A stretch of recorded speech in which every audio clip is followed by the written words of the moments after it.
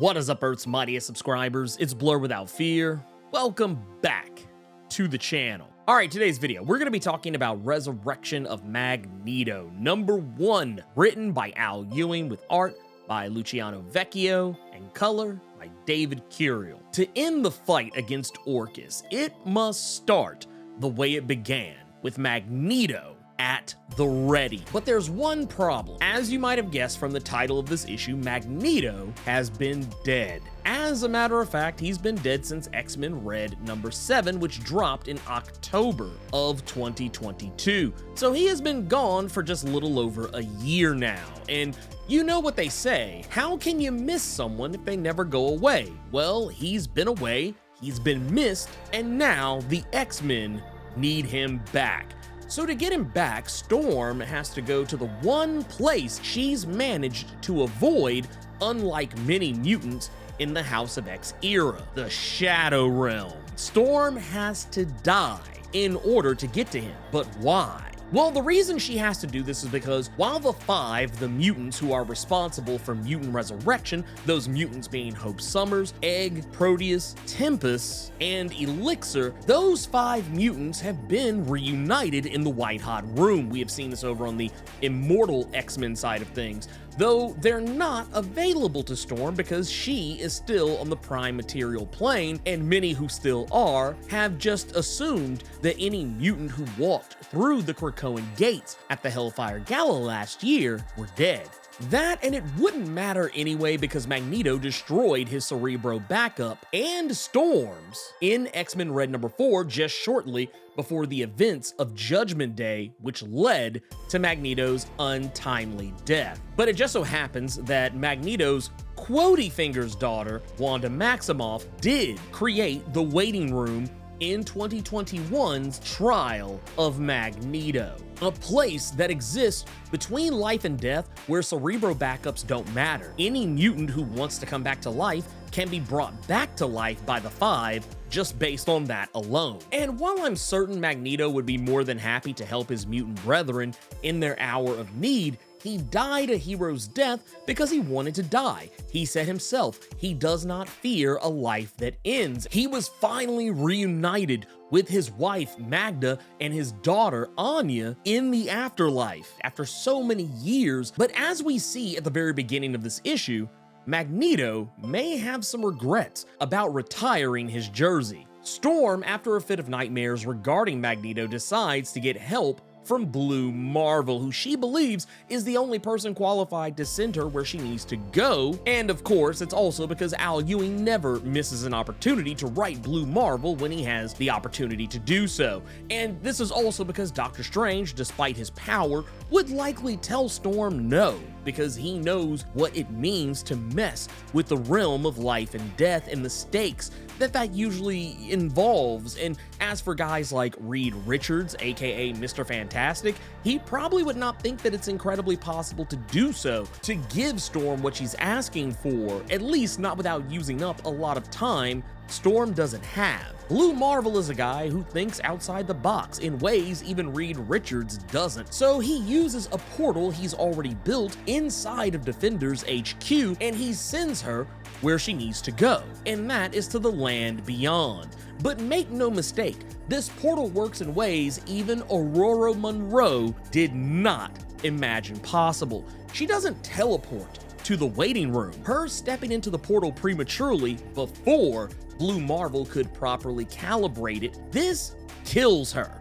We even see later Blue Marvel, and a relatively recent addition to the Marvel Comics universe, Taya, trying to revive her, and in this afterlife she meets a very familiar face that isn't Magneto in the waiting room, and it's Tarn the Uncaring, a character who was killed off in X-Men Red #3 by Magneto himself, and with no small amount of help from Sunspot, who manipulated Iska the Unbeaten, a character whose power is to always win. He tricked her into betting against Tarn. Mags likely could have won anyway, but Iska being forced to bet on Magneto definitely helped him, considering the fact that her power isn't something she can actively turn on, it's something that's always on. So the fact that she was literally forced into a bet to pick Magneto over Tarn, this guaranteed his victory. So why is Tarn there in the waiting room and not Magneto? Well, the truth of the matter is Tarn wants to come back.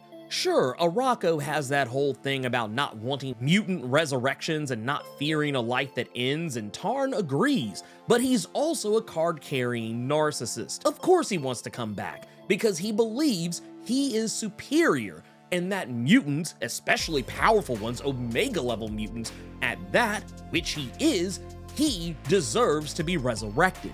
But Tarn, same as he was before, is a piece of shit, and he wants nothing more than to wreak havoc on the world. So it's no surprise that he turns on Storm the second that he discovers she's not there to bring him back, but to bring back the man who killed him. But at the seat of magic, and Storm having recently discovered her true magic connections in her own bloodline, it's not a surprise she both destroys Tarn in the afterlife, wielding not her mutant power so much as she is wielding the very fabric of magic while she stands upon the seat of the source itself, as well as meet one of her ancestors, Ashake, for what I believe is actually the third time. For those unfamiliar with Storm's bloodline, her connection to magic, and how she is connected to this character Ashake, check out this video up in the top right hand corner right now to get caught up on all of that. But getting back to it, Ashake helps Storm along on a journey that is beyond measure,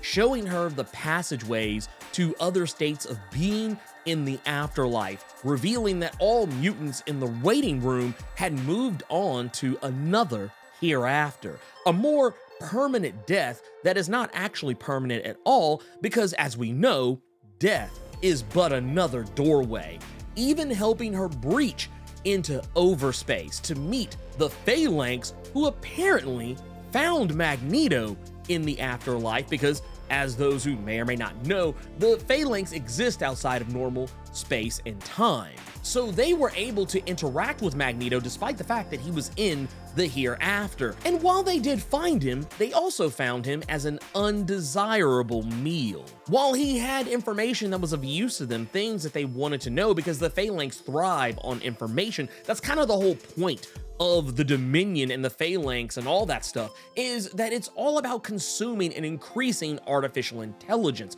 So anyone who can grant them information, knowledge beyond what they know, this is desirable to them. So the real question becomes, since they don't want Magneto and they just passed him on to wherever he goes next, it is interesting and of note that Storm is the meal they absolutely can't resist. What information could she possibly have that the Phalanx could ever desire that Magneto would not have had? And part of me wonders if this doesn't have something to do with Storm's magic connections, the things that she has been learning as of late, thanks to characters like Wanda Maximoff and Apocalypse helping her explore her magic bloodline. It's tough to say at this point. I honestly can't imagine what it would be, but what we do know, Al Ewing is introducing us to a lot of concepts, some that are new to the X-Men series as of late, and some that come from elsewhere. I will definitely say, if you are a person who has never read Al Ewing's Defenders Beyond, you are going to find yourself getting a lot of callbacks in this issue to that 5-part miniseries. In this issue, the acknowledgement of the creation of the fifth business, otherwise referred to as the Dominion, which we know by now at this point has been revealed to be the original Nathaniel Essex, who immortalized himself as an artificial intelligence and is now known as the mortal enemy of eternity, the living embodiment of the entirety of the Marvel Comics universe. And also another thing that comes up from Defenders Beyond is the notion that the Beyonders were terribly afraid of the Dominion, what they refer to as Enigma, the name that the original Nathaniel Essex, who became Dominion, goes by. Once again, this all goes back to Defenders Beyond, where Blue Marvel, alongside Loki, as well as Taia, Tigra, and Miss America Chavez, worked together in a bid to save the multiverse, and this effectively set the table for the fall of the House of X and the rise of the powers of 10, the Dominion, and the whole ball of wax. The enigma the Beyonders referenced in that series, the Beyonders wanted to stop him, but they couldn't, and their destruction of the 7th cosmos, the 6th ever multiverse in Marvel continuity, and at the time, this was the multiverse as we knew it around the time of Jonathan Hickman's Secret Wars, was actually not the kid with an anthill getting bored with it and deciding to burn the ants with a magnifying glass outside. No, this was all retconned in Defenders Beyond as them recognizing the threat that Enigma would be to the rest of the multiverse, to existence as they knew it, because the Dominion exists outside of time, and while the Beyonders technically in a roundabout way exist outside of normal space, their lives are linear. The Dominion's is not, meaning that whatever it is the Dominion is going to do, it could completely disrupt everything the Beyonders have built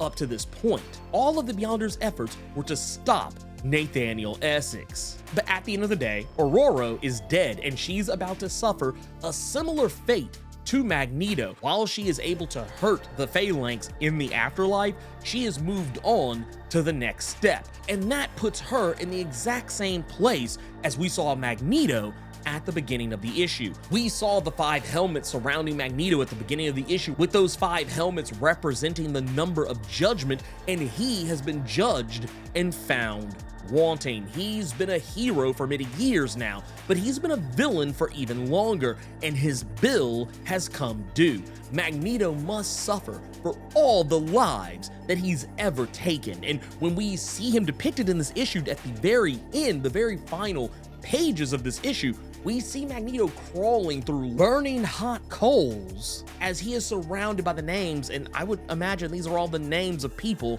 who he's hurt, or probably even more likely, unalived. One thing to note about all this though is that in both instances that we see Aurora and Magneto surrounded by 5 of their respective headwear, 3 of them are surrounded by blood in either depiction, and only in the case of Magneto, 1 of them is surrounded by green blood. I don't honestly get the symbolism, and it's probably some obscure thing that if I actually sat down for a little bit and kind of racked my brain a bit more, I probably would figure it out, but I just don't have the time for that today. I'll probably look a little bit more into it later and see if I can figure out, maybe dig deeper into some of the older, comics, because a lot of the stuff that's happening in here is all stuff that goes back to the 80s and 90s, not just stuff from 2015 and, the recent Defenders Beyond series. So I'll probably go back, take a look at a few things, see what happens. But until then, I actually want to know what you think it is. Tell me what you think these 5 helmets and the blood and even the green blood with Magneto, tell me what you think it all means. This is off to a really good start. I like what they're doing with this, and I like that this is a story that's about the resurrection of Magneto, this is also, because we're dealing with Al Ewing here, Al Ewing is writing this story, this is also yet another opportunity for Al Ewing to continue writing Storm, and I've said it before, I'll say it again, and I'll say it every time I have an opportunity to. When Al Ewing writes Storm, it doesn't matter whose book it is, it's always Storm Appreciation Day. You guessed it, obligatory channel outro time. If you're not subscribed to the channel, consider doing so. Clicking that subscribe button and tapping that notification bell ensures that you get more videos just like this one, and you don't miss any of my other content that I drop throughout the week, plus my live streams every Thursday and Saturday. And if you enjoyed the video, make sure you click that like button, keep it plus ultra, and sound off in the comments.